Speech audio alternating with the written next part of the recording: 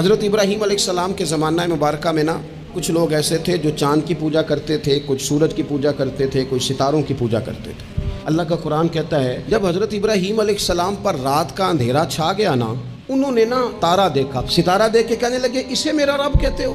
بس جب وہ ڈوب گیا کہنے لگے میں ڈوبنے والوں کو پسند نہیں کرتا، چمکتا ستارہ تم نے اسے خدا کہا، اور جب وہ ڈوب گیا تو فرمانے لگے یہ بھی کوئی رب ہو سکتا ہے جو شام کو چڑھے اور سویرے ہو ہی نہ، یہ کیسے رب ہو سکتا ہے؟ پھر کیا ہوا؟ پھر انہوں نے چاند دیکھا چمکتا ہوا، کالا ہاذا ربی، کہنے لگے اسے میرا رب کہتے ہو؟ پھر وہ بھی ڈوب گیا۔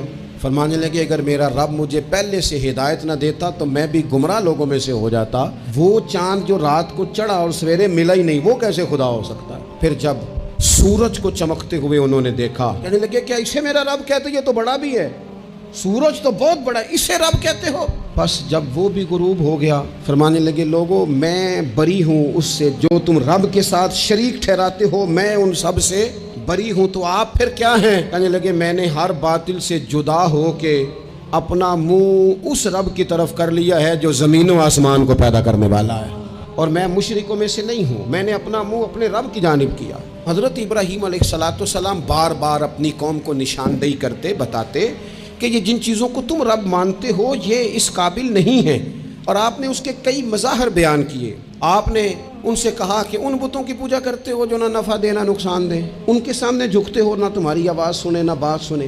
دنیا میں ڈھیر ساری بت پرستی ہے آج بھی، اور مسلمانوں کو حاجت ہے کہ وہ قرآن مجید کی آیات کو یاد کریں، حضرت ابراہیم علیہ السلام کے ان دلائل توحید کو وہ ازبر کریں۔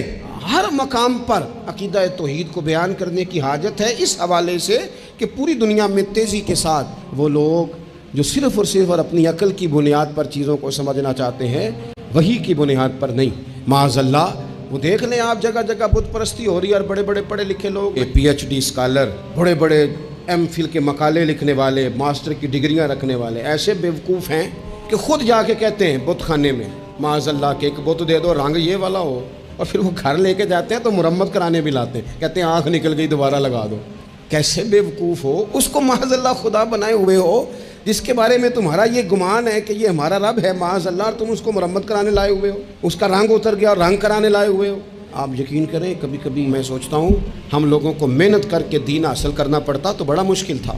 بڑے بڑے پڑھے لکھوں کی عقلوں پہ پردے پڑے ہوئے ہیں، یہ تو خدا نے رحمت کی ہے، پیدا ہی اس ماں کی گود میں ہوئے ہیں جس نے پیدا ہوتے ہی کہا بیٹا پڑھو بالغ الغلام بکمال ہی۔ ہمارے ہاں تو لوریاں ہی حضور کی نعتوں کی، اللہ تبارک و تعالیٰ کی توحید کی ملی، اس پر سجدہ شکر ادا کرنا چاہیے، ورنہ بڑے بڑے سمجھدار کہلانے والے لوگ اڑے ہوئے۔